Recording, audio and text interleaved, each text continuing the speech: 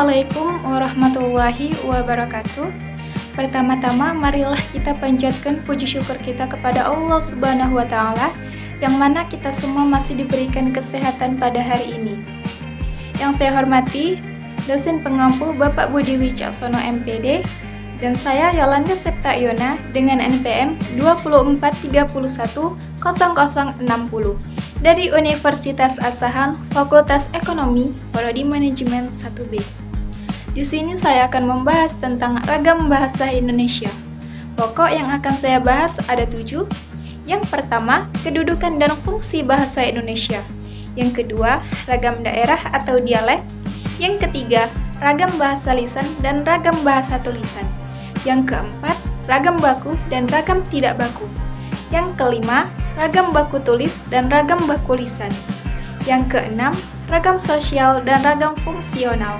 Yang ketujuh, yang terakhir yang akan saya bahas adalah tentang bagaimana berbahasa Indonesia yang baik dan benar.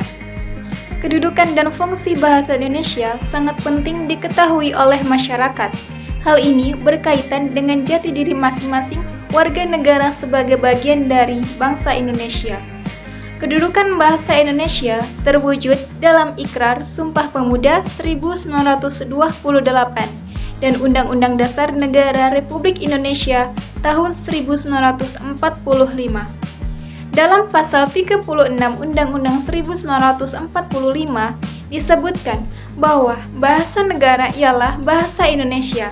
Sementara itu, melalui Sumpah Pemuda yang dibacakan di hari kedua Kongres Pemuda II, para pemuda mengakui dan menjunjung tinggi bahasa persatuan, bahasa Indonesia. Maka dari itu, kita bisa simpulkan bahwa kedudukan bahasa Indonesia ada 2, yakni yang pertama, kedudukan bahasa Indonesia sebagai bahasa negara atau bahasa resmi, dan yang kedua, kedudukan bahasa Indonesia sebagai bahasa nasional atau bahasa kebangsaan. Fungsi bahasa Indonesia dan contohnya. Fungsi bahasa nasional. Apa sih arti dari kedudukan bahasa Indonesia sebagai bahasa nasional? Nah, jadi kedudukan bahasa Indonesia sebagai bahasa nasional memiliki arti penting yang memungkinkan semua orang saling terhubung. Seluruh rakyat Indonesia yang berasal dari berbagai latar belakang bahasa daerah bisa bersatu berkomunikasi menggunakan bahasa Indonesia.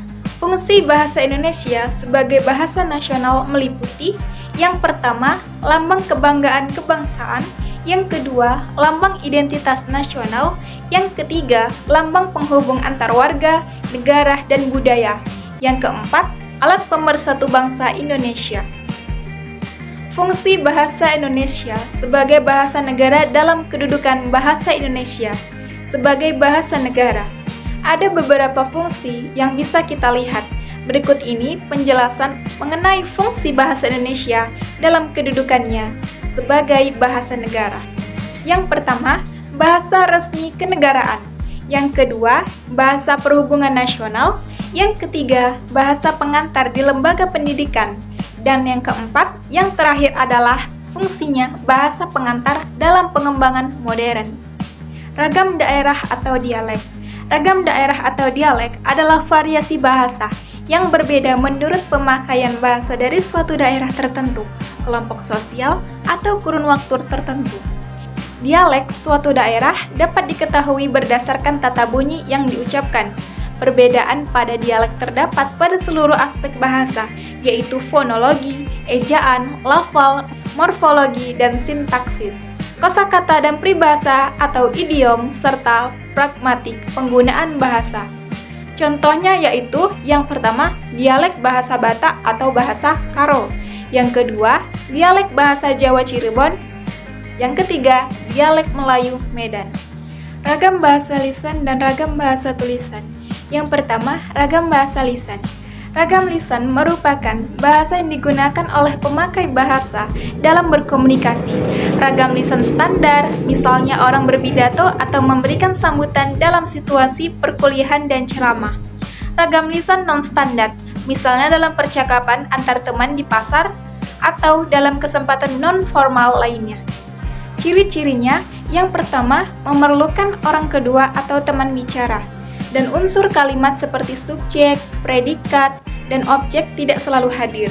Yang kedua, tergantung pada situasi, kondisi, ruang, dan waktu. Yang ketiga, tidak selalu memperhatikan unsur gramatikal, hanya perlu intonasi dan bahasa tubuh. Ragam bahasa tulisan. Ragam bahasa tulisan menggunakan huruf sebagai unsur dasarnya. Hal ini berkaitan dengan ejaan, tata bahasa, kosakata, kelengkapan tata bahasa seperti bentuk kata ataupun susunan kalimat, ketepatan pilihan kata, kebenaran penggunaan ejaan dalam mengungkapkan ide. Ciri-cirinya, yang pertama dilengkapi dengan tanda baca, huruf besar dan huruf miring. Tidak dapat dibantu dengan gerak tubuh dan mimik muka. Hanya membantu dengan tanda baca saja. Yang kedua, tidak tergantung kondisi, situasi, dan ruang serta waktu. Yang ketiga, harus memperhatikan unsur gramatikal. Yang keempat, tidak memerlukan orang kedua atau teman bicara. Ragam baku dan ragam tidak baku. Kata baku adalah kata penulisan dan pengucapannya mengikuti kaidah bahasa Indonesia yang baik dan benar, yaitu sesuai dengan ejaan yang disempurnakan atau EYD, Kamus Besar Bahasa Indonesia atau KBBI, dan tata bahasa baku. Ciri-ciri kata baku memiliki bentuk yang tetap dan dapat ditemukan di KBBI. Berikut ciri-cirinya. Pertama, tidak dipengaruhi bahasa asing. Yang kedua, memiliki bentuk yang tetap. Yang ketiga, tidak dipengaruhi bahasa daerah. Yang keempat, pemakaian yang sesuai dengan konteks kalimat. Yang kelima, bukan merupakan ragam bahasa percakapan. Yang keenam, pemakaiannya imbuhan dilakukan secara eksplisit. Yang ketujuh, tidak mengandung makna ganda dan tidak rancu. Yang kedelapan, tidak mengandung arti pleonasme. Ragam tidak baku. Sementara, kata tidak baku adalah kata yang penulisannya dan pengucapannya tidak memenuhi syarat yang telah dibakukan. Biasanya, kata-kata ini timbul dari dialek bahasa daerah atau serapan bahasa asing. Ciri-ciri kalimat tidak baku, yang pertama, memiliki arti yang sama dengan bahasa baku. Yang kedua, dipengaruhi bahasa asing. Yang ketiga, bentuknya mudah berubah-ubah. Yang keempat, dipengaruhi bahasa daerah. Yang kelima, tidak ditemukan dalam pencarian KBBI. Yang terakhir, digunakan dalam percakapan sehari-hari dan bukan konteks resmi. Ragam baku tulis dan ragam baku lisan. Ragam baku tulis. Ragam baku tulis merupakan ragam bahasa yang digunakan secara resmi dalam buku-buku pelajaran atau ilmiah. Sedangkan ragam baku lisan ini belum memiliki pedoman seperti ragam baku tulis. Hal ini karena sulitnya mencari lafal yang standar bagi penutur bahasa Indonesia yang majemuk. Ragam baku adalah ragam bahasa yang dilembagakan dan diakui oleh sebagian besar masyarakat. Pemakaiannya sebagai bahasa yang resmi. Ragam sosial dan ragam fungsional. Ragam sosial yaitu ragam bahasa yang sebagai norma dan kaidahnya didasarkan atas kesepakatan bersama dalam lingkungan sosial yang lebih kecil masyarakatnya. Untuk ragam fungsional, kadang-kadang disebut sebagai ragam profesional karena ragam bahasa yang dikaitkan dengan profesi, lembaga lingkungan kerja, atau kegiatan tertentu lainnya. Contohnya saja, ada 3. Yang pertama, ragam keilmuan atau teknologi. Yang kedua, ragam kedokteran. Dan yang terakhir adalah ragam keagamaan. Pembahasan yang terakhir adalah berbahasa Indonesia yang baik dan benar. Dalam era globalisasi ini, penggunaan bahasa Indonesia yang baik dan benar sudah mulai tersamarkan, disebabkan kurangnya kesadaran terhadap pentingnya membiasakan menggunakan bahasa Indonesia yang baik dan benar. Arifin 1993 mengatakan bahwa bahasa Indonesia yang benar adalah bahasa Indonesia yang digunakan sesuai dengan aturan atau kaidah bahasa yang berlaku. Kriteria yang digunakan untuk melihat penggunaan bahasa yang benar adalah kaidah bahasa, dan kaidah itu sendiri meliputi 5 aspek, yaitu yang pertama, tata bunyi atau fonologi, yang kedua, tata bahasa kata dan kalimat, yang ketiga, kosakata dan ejaan, yang keempat, makna dan kelogisan, yang terakhir adalah serta sesuai dengan kondisi, situasi, dan waktu. Untuk materi selanjutnya yang akan saya tambahkan adalah syarat berkomunikasi yang baik dan benar. Yang pertama, adanya komunikator atau pembicara, dan adanya juga komunikan sebagai penerima.